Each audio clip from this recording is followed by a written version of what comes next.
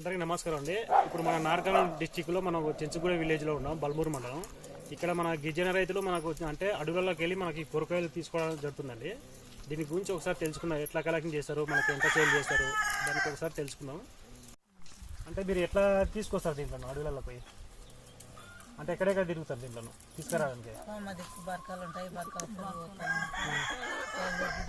గుమ్మలో దాని ఉంటుంది, బరకాలు ఉంటాయి, బరకాల పొడుగు బండకూర అని ఉంటుంది, బండకూర పోయి బరకలు ఉంటాయి, బరకాల పొట్టు చేస్తాం సార్. ఇప్పుడు అడవులలో పోయినప్పుడు మీకు జంతువులు ఇట్లా కనపడుతుంది కదా, డేంజర్ కావా? మళ్ళీ జింకలు పడతాయి కానీ పెద్ద పులు కానీ జాలు కానీ పడతాయి కానీ పులు అయితే కానీ పులులు అయితే అల్లించుకుంటూ పోతుంది. అంటే ఎంతమంది పోతారు పోయేటప్పుడు? మళ్ళీ మేము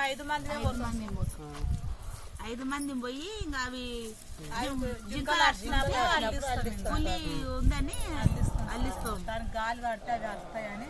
అంటే ఇప్పుడు జింకలు ఆడిచినప్పుడు మీకు తెలుసా ఏమైనా వేరే మృగ జంతువులు వస్తాయని, గాలి పడి వస్తాయని అల్లిస్తాం. అల్లిస్తే అది మా దగ్గరికి అంటే మీరే వెళ్తారా, తర్వాత మళ్ళీ మగవాళ్ళు వస్తారా? మీ అమ్మ మేమే వెళ్తాము. మీరే వెళ్తారా? బాగా ఒక్కడు వస్తాడు. ఇప్పుడు అంటే ఇప్పుడు దీంట్లో ఎట్లా అమ్ముతారు? అంటే ఊరు తిరిగి అమ్ముతుంటారు. అంటే మీరు తీసుకొస్తారు, మళ్ళీ మీ నుంచి వేరే వాళ్ళు తీసుకెళ్ళి వాళ్ళు అమ్ముకుంటారా? బాగానే లాభం వస్తుందా ఇంట్లో? సార్ ఇంకా 10 రోజులు చేస్తుంది, 10 రోజులు చేస్తే 200 కట్ట అయితే 6,000 వస్తాయి. 6,000 వస్తాయి. దీంతో పాటు మళ్ళీ వ్యవసాయం కూడా వేస్తుంటారు మీరు? అంటే ఇంకా ఈ అడిషనల్ గా మళ్ళీ ఇది కాకుండా మనకు వేరే పనులు చూసుకొని చూసుకుంటారు కదా? ఇది అయిపోతే చింతపండు వస్తుంది, చింతపండు ఇంకా తర్వాత కుకుడియాలు వస్తాయి. అట్లా కాలం అయితే గడిచిపోతుంది సార్. అంటే మన ఏ సీజన్ కి అంటే చింతకాయలు, కుకుడుకాయలు ఉడక బయట మన జీసీ ఇట్లా అమ్ముతారా, బయట ఏమన్నా అమ్ముతారా?